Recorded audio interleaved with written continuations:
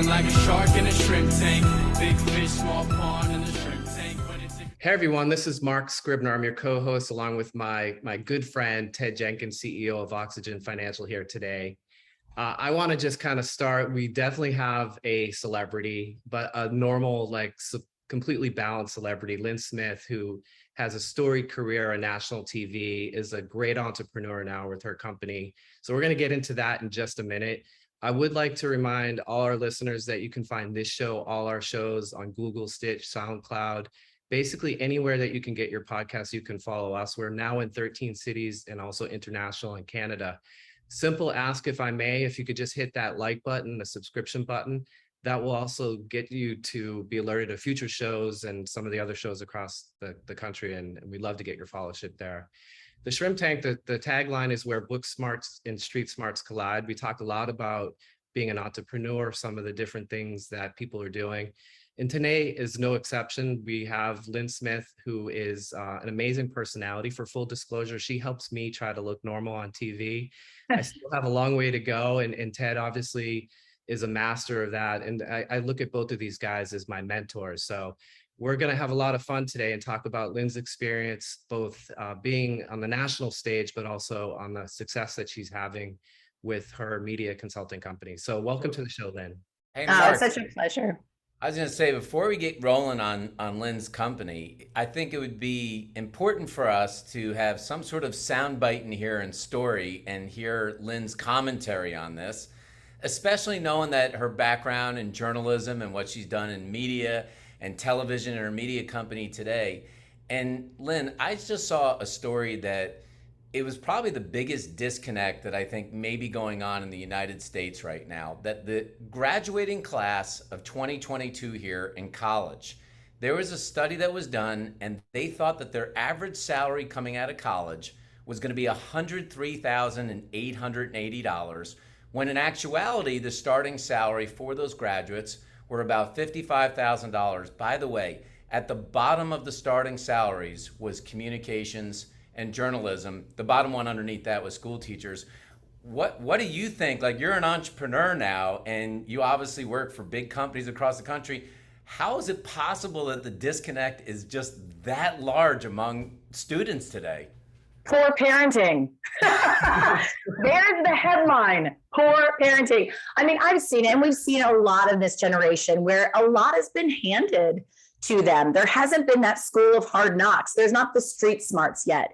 I say to people all the time, because they come into my office and they're like, I want to do what you do. This is when I was anchoring. I want to be on TV. I was like, well, I was a secretary for 4 years. I was a producer for 3 more years before I became a reporter for 2 more years, before I became an anchor for 7 years. I mean, it's a growth pattern. And that's something, it's a societal issue we have now. It's an immediacy. I can order something off Amazon and it's on my doorstep 3 hours later. And so I think that this mentality is going to just be a harsh reality once they get out into the real world. Not Ted's kids. I know Ted's kids have a much better perspective on this. And that's just the good parenting piece of it. Believe me, I've given them a harsh reality already. I've heard. Yeah, I've heard Ted say in the past, he's put some articles out there about it. Here it's like some of the younger folks say, I want to be a CEO, but I'm happy with working 4 hours a week or 10 hours a week, But there is a huge disconnect in terms of what it takes to get your career going. And like you said, the immediate satisfaction or that click and it's going to happen, it just doesn't exist as we're seeing.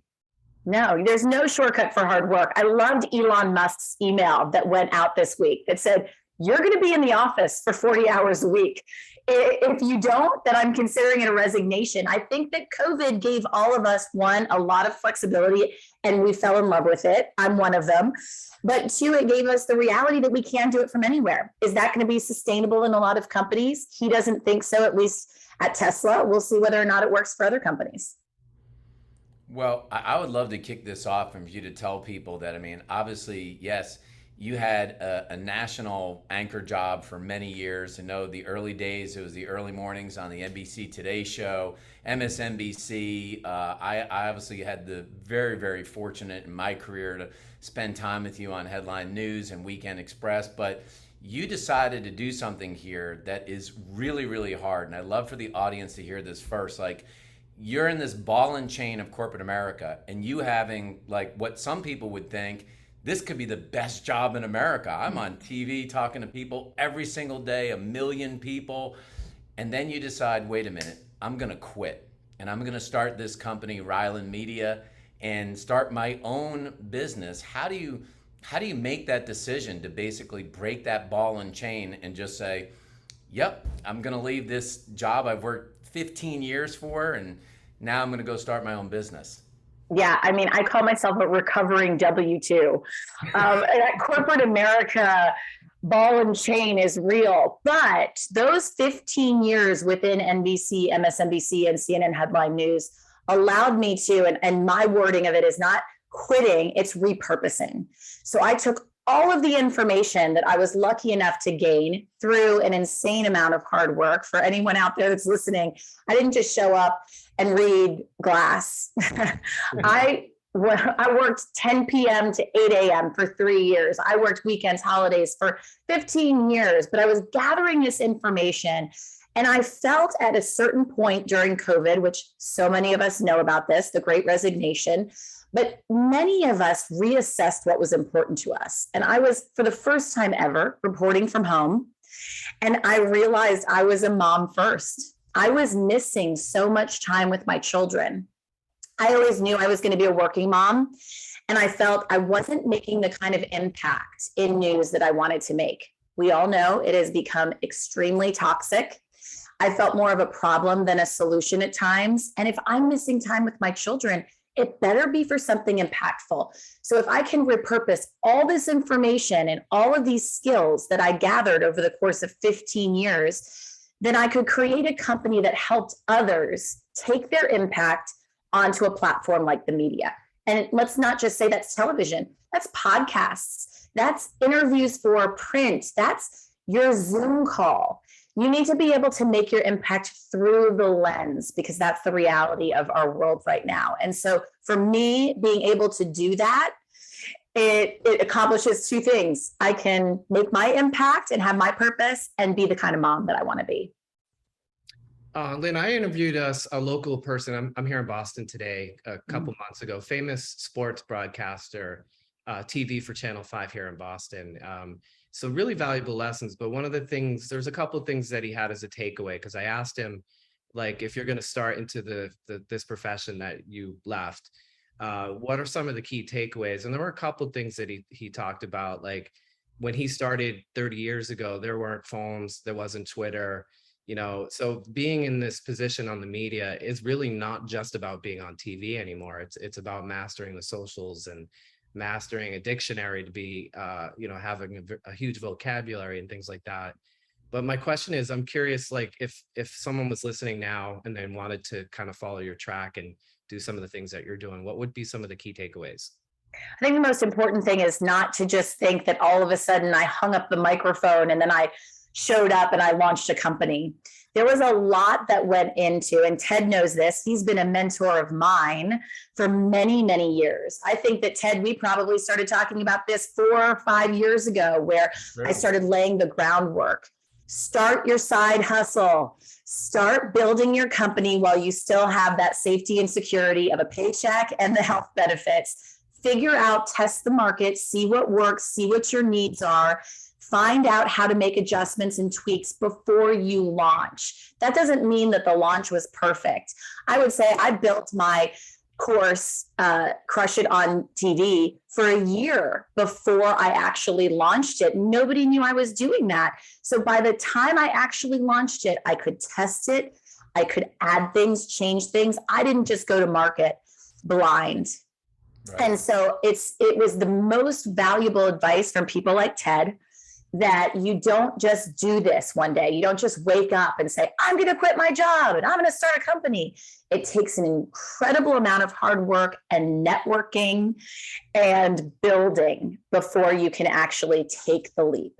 So when we look at this whole idea of getting an MBA in entrepreneurship, which often happens because we fail, that's how we get the MBA. In fact, I saw a quote from you this morning which I think was great. I want to talk about that a little bit later.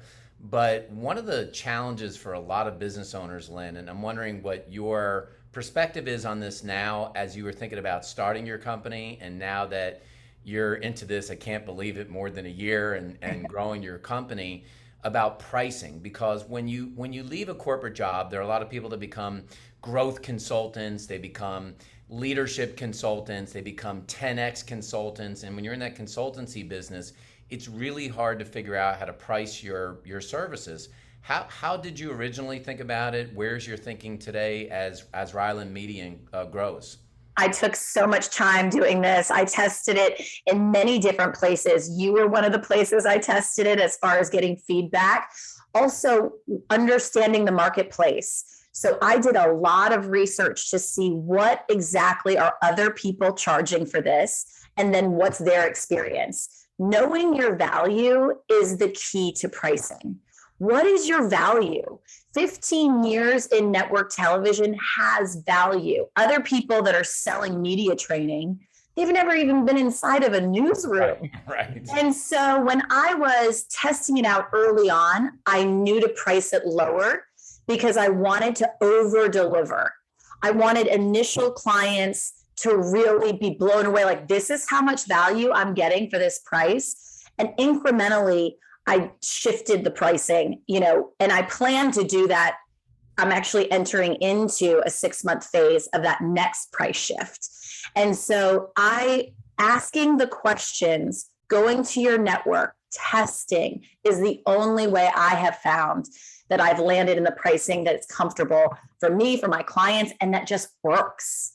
What about at the national speaking circuit? Because you're obviously sought after by a lot of entrepreneur organizations, moms groups, and other large Fortune 500 companies to come speak to them. How do you figure that out? Some people say, do I charge $5,000? Do I ask for travel? And how did you figure that out? I started with what again, checked the marketplace, and I have a flat fee, but something that I did that I would really recommend, because it's been very well received, is to get a number of different resources that you have in your business. For me, I have 2 different courses. I have an ebook that's coming out very soon. And what I do is I include that as a gift, so to speak. I'd like to give all of your audience members a free access to my class, a free access to Crush It on TV, a free access to Crush It on Video, or the ebook. The other thing that's really great about pricing for speaking engagements is that you can add on a 30-day Ask Me Anything hour-long Zoom, and that'll up your price. And it's an hour of your time, and it's virtual, so you don't have to do any traveling. And it gives people some time to digest your information and then pop back on with you and do a little Q&A. That'll up your pricing. But when I give my flat rate, I also say, but listen, I really want to work with you. This is when I started out early on. I really want to work with you. So if this is outside of your budget, let me know what your budget is, and then I'll work with you on that, because I think that this would be a great opportunity. It's important for me to get those first 3, 4, 5 videos so I can do a sizzle reel, which all of you know in TV speak is a best of, basically, and that's what sells you. And so those are the few things that I've done that I've found can up my price, and then also can still land me the gig even though I have a flat rate. Interesting. Lynn, obviously I think you're a rock star. I think Ted would agree with me. I got you, Mark. But so what are some of the things, like oftentimes when we work with business people, they'll say, I struggle with lead gen, or I struggle with marketing and things like that. We can talk about all your accomplishments, which are many, but during this journey of starting this company, what are some of the things that you kind of maybe wish you did over, or you had better experience? Are there any things that you just, that you have as blind spots right now? Yeah, I felt like early on, I just threw money at things. I spent a year gathering a nest egg to be able to invest in the company. And I felt like I just was hiring this person to do marketing and then hiring this person to do this, because I didn't quite know how to get the right messaging. Sometimes it's hard for you to do it to yourself, get the right words. You can do it for other people, but it's hard to do it for yourself. That's one thing I wish I could go back and be more, and I'm very cautious of it now, in where I invest the personal development piece of my business, because I think it's essential. It's in my budget. I allot X amount every year for personal development, and I am much more careful on where I invest it, because as you all know, there's a consultant and coach for everything. And and there's a million people that do it. And so I do an extensive amount of research. I want to know that my dollars are well spent. And then when it comes to what I felt like I did that really was effective was hardcore networking. I would say early on, before I even launched, I was multiple calls a week. When I launched, it was multiple calls a day.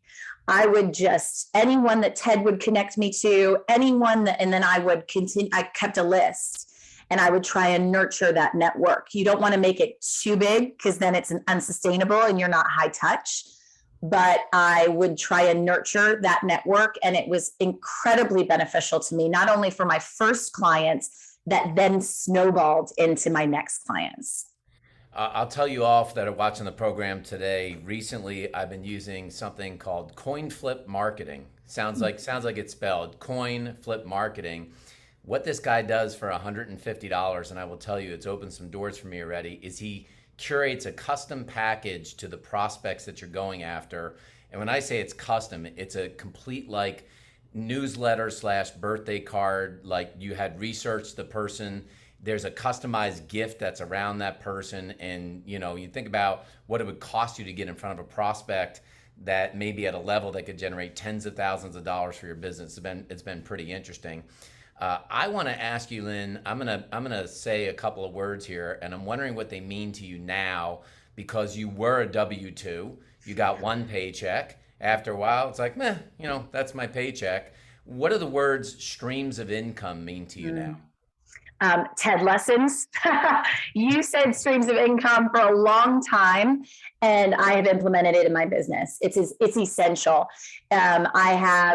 I set up 3 different streams of income because I didn't want to have two.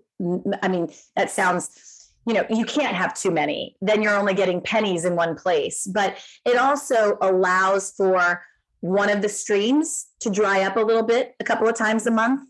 I'm married to an entrepreneur, and so I know the feast or famine that's potential for a business if you only have one. And I saw my husband build those streams of income in order to avoid that. And so that was a great lesson for me. And I have taken it to heart that that's essential. That doesn't mean becoming 3 different business owners. It means that you can have the same niche but have income coming in different ways. I'll give you another word there: diversification. You know, not relying on one bucket of money to come in, which is a big problem for most business owners. Like you said, the ride and die of an entrepreneur, feast or famine. And Ted's a master at multiple income streams. So that's great. Yeah, I'm collecting as many LLCs as I can get.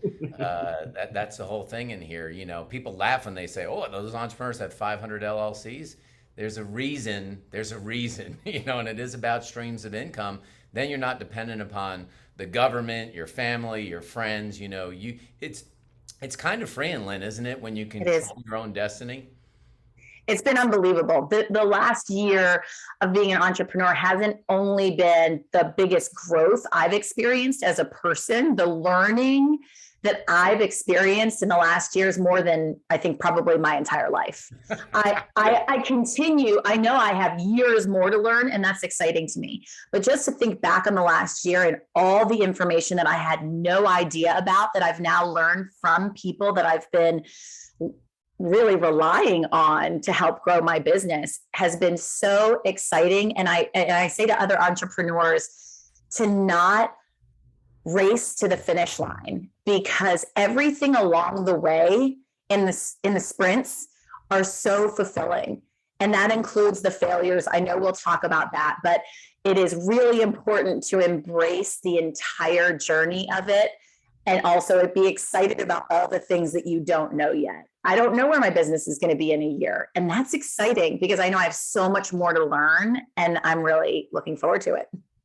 I'm going to dovetail off that if it's okay. One of the things that I often see, an entrepreneur is one of them.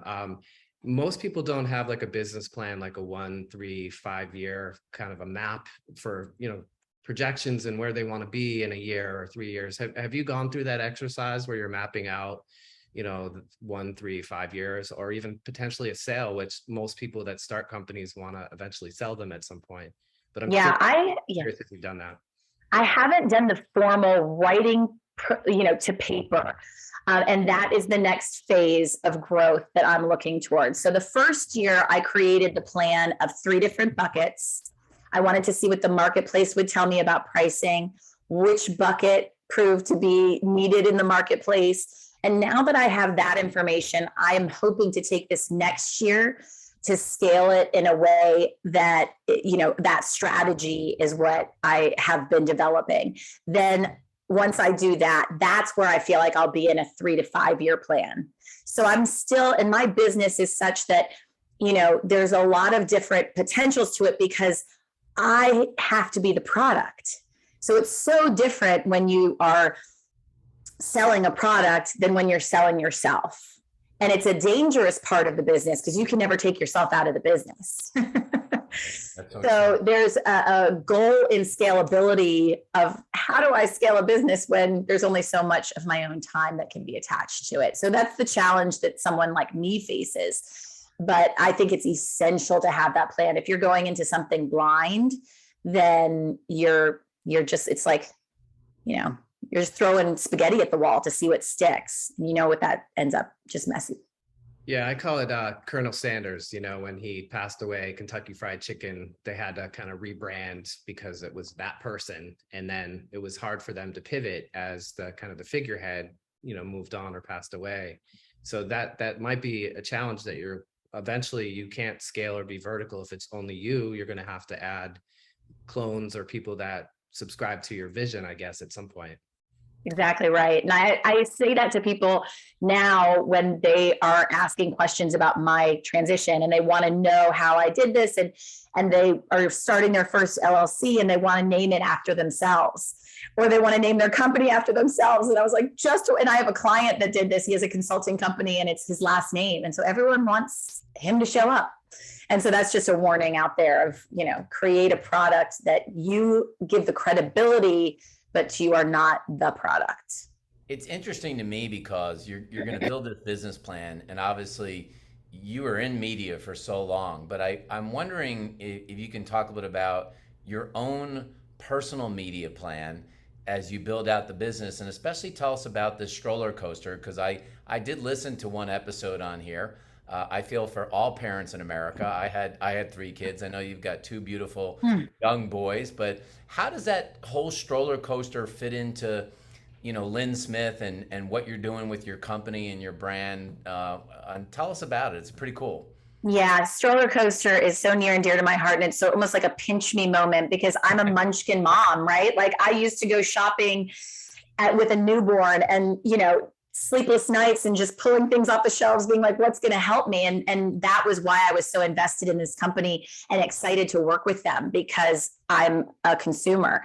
So the balance of me coaching people and helping people to elevate their message through platforms like the media and me, Lynn, the mom, is one that is very closely tied together. While StrollerCoaster is a separate stream of income and is a different bucket of my podcast hosting, because that's still a big piece of me, I help people to be themselves on camera and to be their best selves. And so I find it very important for people to have that side of me that they see is messy and is tough and is perfectly imperfect. And that's parenting. And, I will never sort of separate the two because that piece of me being a working mom is as important as my consulting business. I remember somebody gave me a piece of advice that I did not take. Don't talk about being a mom in business because businesses will take that as you not wanting to work hard because you want to run home to your kids. And it just made me so disappointed. That's the kind of mentality that we need to shift, not just in, corporate America, but in entrepreneurship. it is a piece that I am most proud of, probably, and that I want to be married in my business so that people can see I'm not some, just perfect avatar that shows up on camera and knows what to say. No, go listen to StrollerCoaster. You find out it's a hot mess over here. Yeah, but I see the theme everywhere from speaking with you today is everything that you're doing, you're completely passionate about and you're congruent. So these are things that align with you as a person. You're passionate about it, but the congruency is always there. And I think that's an important message for being a business owner is if you're doing something that you're not passionate about, it's going to come off, I would think. Absolutely. You're not going to see me, starting to go into a line or a company and be a brand ambassador for the paycheck. That I already walked away from that. That it's an important piece of what I say. How are we each and every one of us evoking impact? And that's who we choose to work with, how we choose to work, and how we live with ourselves in our work. And if we don't have that, then you might have the money, but I don't think it'll last, and it's not worth it.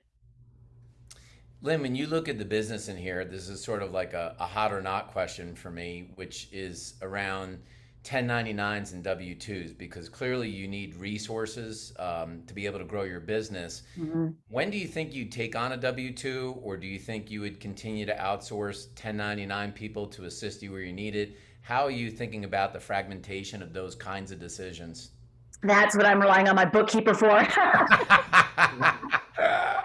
Anchor, Ted. I don't have an MBA. Right now it's 1099s. And that's part of the growth plan. I would love to be able to build a business to that point where, my vision and my passion is a place that other people can work and experience and have that. We're not there yet. And that's going to be that 3 to 5 year plan.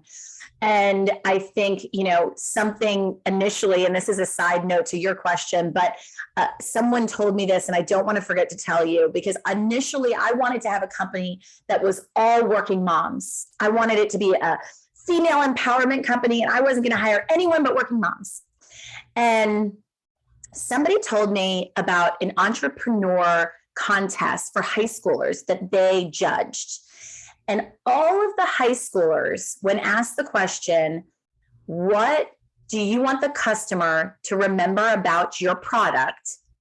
All of the women said, our mission, our values. All of the men said, our profits, our delivery, our how great we are. And all the minority groups said, our community and our mentorship. And it was the most simple, effective argument that you need all three within your company. All three equally represented, because they each bring. One alone cannot make a successful company. And so I've completely changed my outlook on who I want to be working within my company. And I'm actually bringing somebody in, and I need that male perspective. And that's going to be something that's really exciting. And I always have that minority presentation represented. It's essential for every business. And of course, as we know, the female perspective is alive and well in my business. But I wanted to share that with your audience, and I hope they take that away of how important it is for equal representation in business. I'll just say, Lynn, it happened to me, and I'll turn it over to Mark. I mean, I had an all-female social media company, and part of it is I wanted to do it. I'm a big supporter of getting to equal pay, and I had 2 women who worked for me, and the business is going fine, but it actually didn't work out best in the environment, and we had 15 employees in there, and yesterday we hired our first man in the company. God rest his soul. He's going in there. But it was necessary because the points of view were actually getting kind of skewed. It was a very younger, female-oriented company, and they were doing fine, but I think they hit their ceiling of where they were going to get to without having that different points of view. And the point is very well taken. Yeah, happy to hear that. My hot or not would be about strategic partnerships, like maybe a university, a media school, like here in Boston. BU is pretty well known for media and news journalism. But what about hot or not would it be like strategic partnerships part of your universe? Absolutely. It has been something that I feel has been a challenge. It is hard to find people that you want to put your name next to, and then really have it come to fruition. So it has been something that is on that list of the next phase of growth. The initial year, I have found so many different potentials and not quite yet a through the roof results. So I have a number of strategic partnerships that are in place right now, a couple that are coming down the pike. And I'm taking it as a learning experience of what works, what doesn't work, and why doesn't it work, and trying to learn from that. And so I'd be curious from both of you, have you seen something that makes them effective? And what do you think that would be that maybe, could be helpful to me? Ted, you want to take it first? Well, I got a lot of questions for Lynn here. I got to get through them. I got to get to our plead the fifth. Okay, sorry. I only get so many opportunities to, basically get Lynn on the hot mic in here. Oh no. I need to go to some plead the fifths here, Mark, because if I don't get some of these in here today, I'm going to be disappointed in myself. We're not going to have fun. Yeah, let's put her on the hot seat. Interviewing. You know me, I can't resist becoming the interviewer. I got professionally trained by Lynn. I saw how she tried to flip that script there. We can't have that happen on the shrimp test. All right, good. Well played, I want to know, and to plead the fifth in here, like, who's picking out all the clothes for the Smith family pictures in here? I noticed that Lynn has the most beautiful family. I'm telling you that I feel like I'm in Nantucket every time I see a family photo. Like, the magazines that make these clothes should have her entire family on there, both her sister's kids, Lynn's kids, mom and dad. It's truly remarkable. Who's picking the clothes for these sets on here? I'm sorry, you forgot the puppy, the star of the show, our new puppy, Captain. I mean, Captain is straight out of Central Casting. It's hysterical. I swear that this dog just showed up from the Nantucket heavens. No, you guys, if you want to read the truth, I actually wrote a parents.com article about this, about Instagram versus reality, and how that family photo shoots for family is like a complete disaster, and that I forgot that there was the photo shoot. So I didn't have anything picked out for the kids. So I grabbed a shirt that was like a 3T for my 6-year-old son, and I rolled up the sleeves so you couldn't tell. I mean, it's a hot mess express for family photos. You're kind, though, to say that. I will say I do pick out Graham's shirt, and he'll be so mad that I said that. I did pick out Graham's shirt. I was like, blue or white, everybody, just do blue checkered shirts and I'll do white. Mark, right. I saw the latest photos that she posted. I saw and I said, why isn't Lynn's family in a magazine or something? You're so it's Better Homes and Gardens everywhere. I saw the picture that you're referencing, and I'm like, I thought she was here in Cape Cod with the beach. Yeah. I was like, I thought she lived down south somewhere. I didn't know that existed, but I guess it's a total Zoom virtual background. I mean, we're not even at the beach. All right, so I'm going to up the ante with plead the fifth. What's and you don't have to name names because we don't want to be super controversial here. But what's the stupidest thing you've ever seen an anchor do on TV? Oh my gosh, that's such a good question. Okay, so there's two. One, and right, I'm not going to name who it is, but instead of saying Marine Corps, they said Marine Corps, and I was just like. And then the other, instead of saying NASA, they said NASA. And I was just like, you can't be on television if you don't know what NASA and the Marine Corps is. Like, I'm sorry. And this is national television. So yes, those are the two things going completely unnamed. And thankfully, neither of them was me. The worst I saw, Mark, in recent relevant TV was Abby Huntsman. She could never get a word right. Like, half the time she was on there. I didn't even know if she's on air anymore, but she was like Fox's next big star that was coming up to be on there. But she would say River versus River, and she would get words that are wrong. You could see her reading the prompter, and she's like, well, today at the River, and it's like, River? What's a I know, like, what's a river? river? And I say that and we laugh, but I can sympathize. I'll tell a really quick story. My very first on-air job was in Philadelphia. And yes, it's ridiculous that they hired me, but I had been a producer at the Today Show for 2 years, and they were hiring me basically for the writing skills and then to be a consumer reporter. So I'd be safe. I could do everything tape. And my very first day on the job, there was a stabbing at a school, and I was the closest in a truck. And they sent me there. And I can't articulate how horrible it was. I was like, and I think I said shooting instead of stabbing. And I think I said shooting instead of shooting. I mean, horrible. So I am not immune to looking ridiculous on television. Definitely not. I probably could name a number of other things as well. I smell a t-shirt coming in your direction with Ted, because he's famous for the t-shirt. So we're going to have to make you a Shootang t-shirt. Dang. Don't tell Lee Heisman about this. He will send me not only t-shirts, but like hats and all the swag. No matter how many times you do live TV, it is still heart-wrenching those first 10 seconds.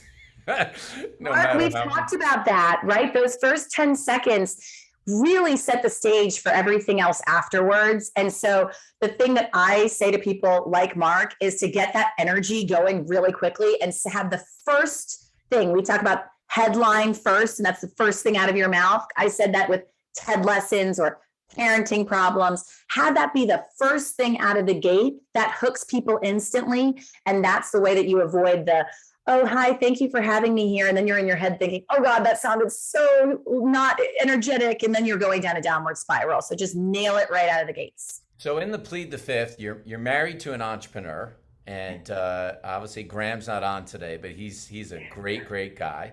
I think he's out there somewhere. He's married to you. You're an entrepreneur. Is there one thing that you would say you'd change about him as an entrepreneur, and one thing he would say he'd change about you? Oh my gosh, he's going to give me such a hard time. So Graham he has a payments company, and I've been trying to get him to set up my payments for like a year now. And I was like, this is what you do. We live together. And so I love my husband dearly. He can be a bit ADHD. And I have to be like, hey, wait, I'm over here too. I want some of the merchant card advisor's help. And the thing that he would probably change about me is the kind of a workaholic I am. I never turn it off. You know this as well. You both are like this. When you work a 9-to-5 job, you work 9 to 5. When you are an entrepreneur, you work 9 to 9. And I need to learn how to create some of that balance in my life. The kids go to bed and I'm like, just on the computer. But don't you feel like you're hitting the ground? Like, I'm sure you were excited about where you were in the national media phase, but don't you feel like probably for the first time in a long time, like you can't wait to get out of bed in the morning and like attack this? Absolutely. And, a lot of people are like, you were at the height of your career. I was like, I wasn't happy. It's about being happy. What gets you out of bed every day and what makes you feel like you're making an impact? And I love to work. I love it. And that's the kind of entrepreneur that anyone who's out there listening, become that entrepreneur. That's success. That's what success looks like. So Lynn, I wanted to see, Ted and I have both been doing this piece nationally on the Great Resignation and the Great Resistance.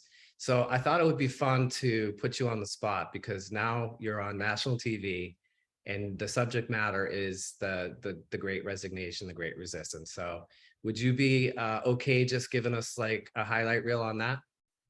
Giving a report on it, or giving us a report on it? Yeah. So like a mock interview? You're us. You're okay. Us. Okay. So I'm going to mock interview you, Mark, on this, and it's going to be the Great Resistance. Okay. Okay. Ready? Yeah. This is when Anchor Lynn voice comes out. Get ready, everyone. Anchor Lynn voice. What started with the Great Resignation has become the Great Resistance. It's time to go back to work, everyone. But the problem is no one wants to go. Mark Scribner with Oxygen Financial is here to talk to me about how we actually motivate people to get their bums back in the seat. I mean, a lot of people will argue it's almost impossible to have the same productivity virtually as in person. Do you agree? Well, hey, COVID is the hit that keeps on giving. It's just extremely crazy. There's literally 10 million people that have quit their job in the past 2 months. So it's not something that we've ever seen before, but it is definitely a phenomenon that's taking place right now. So how do we go about getting people motivated to come back in? Is it a compromise, or is it what Elon Musk did, which basically said, I'm going to consider it your resignation if you don't show up? I'm actually interviewing for an open position right now. And the one thing that everybody that I interview answers, and I ask them why they're leaving their current job. And the answer is that their boss is making them come back to work. And they said, I don't want to work. So like companies like Apple, JP Morgan, they've universally made decisions, and Tesla more recently in the news said, you have to come back to work or you're going to tenure your resignation. I look at it like a pay discussion with your boss. Just like you would go in and ask for a pay raise as an employee, you would want to have justification why you should get more money. So you have to make a case. If you're going to work from home or you need some flexibility, you should handle it just like a pay increase. I love that suggestion, because right, we go armed with information. What does that negotiation look like? Say we are seasoned in negotiation. How do you go in and make your case that you should maybe be hybrid, for example? Yeah, for example, I mean, there's out-of-pocket costs that everybody's paying. We talk about inflation, fill your car up $100 a gallon. So one of the things you might be able to say is, look, Mr. and Mrs. Boss, it's going to cost me $200 more work to commute because of the gas prices and the length of time. So you're making an economic case to your boss that you might be more productive saving 2 hours a day driving in your car versus being in the office. You could work more productive. You could get more out of it. So a company's going to have to see, is there justification for giving you that privilege to work either hybrid or exclusively remote? There you go. I think after seeing this segment, people are going to go want to work for you, Mark. There you go. You're going to fill that position real easily. Thanks for being with me. Thank you. Thanks for having me. There it is, huh? Yeah, that's a lot of hard work. So. Do that for your next segment. I'm doing that today at 3, so it was very helpful for me. Good. I love it. That was so fun. I always love going back into the old days of interviewing. I still love, that's why I love the podcast. It is always so much fun to ask the curious questions. For anyone who's listening, any entrepreneur probably has a podcast. So the best advice I would have for anyone who wants to have a successful podcast is be curious. Listen and be curious. And that's what makes for great content. So I'm going to take this pause right now. We're about to wrap up real shortly, but I would like to remind our viewers that you can hit that like button, the subscription button. That would be huge for us if you could do that, so you could get alerted to future shows. Lynn, your bio information is going to be inside the body of the show, but for those interested in retaining your services, learning more about what you do and offer, what is the best way for people to get a hold of you? Yeah, you can go to my website. It's Lynn at lynnsmithtv.com is my email. There you go. Now you have my email. So my website is lynnsmithtv.com. And on there, it has a work with Lynn button. I also have my courses and just a lot of different ways to interact with me as well. Is there at any time, do you remember in the history of working on the early days of the Today Show, were you able to ever get a glass of white wine with Kathy Lee or no? Oh, no, and how I wish I would. Oh, and Hoda, too. I love her to death. No, I was there the year Katie was leaving the Today Show. That's how old I am. And it was so fascinating to me to read her memoir. I really recommend it to anyone going there. It's a fascinating look and very realistic look at the Today Show. Before we wrap up, I just was curious on that part of your career. Is it pretty cutthroat at that level? Yes, it's pretty cutthroat at every level in television. I had always say to people who are going in, continue to be yourself. It's very easy to change who you are. People are telling you to change who you are. People are trying to, they have very sharp elbows. Continue to be a kind, hardworking person and you will succeed. That doesn't mean, I think probably if I did things differently in my career, maybe I would be able to have been a full-time anchor on the Today Show. But I really focused on balancing my life and my work. And, while I loved my career, I probably could have invested more into it and, so to speak, gotten even higher of a level. But I wanted to make sure that my life was really fulfilled as well. Well, we're absolutely thrilled. I mean, I know we work together off this show, and anybody. I'm so thrilled at how you did that interview. That's what brings me such joy and fulfillment, because that's why I do what I do, is to be able to see someone like you shine on camera, and you are. So go knock them dead at your 3 o'clock. Yeah, I can't encourage our viewers enough. I mean, she's helped me dramatically. I have no experience doing any of this, but in very short time, I kind of unpacked a lot of things that I was struggling with very quickly, and I'm seeing the results. So anybody, whether it's being on TV or a corporate person who has to get in front of a large audience on the public speaking perspective, communication, and also to a byproduct of working with you, Lynn, I think we've talked about this before, but I'm also better at articulating my message to my clients, that I'm conscious of how I articulate my message and what I'm saying, and just being very concise, but polished. And that's been a byproduct of working. Mark, I totally agree with you. I learned everything about television from Lynn, and I am super grateful about it. They keep inviting me back.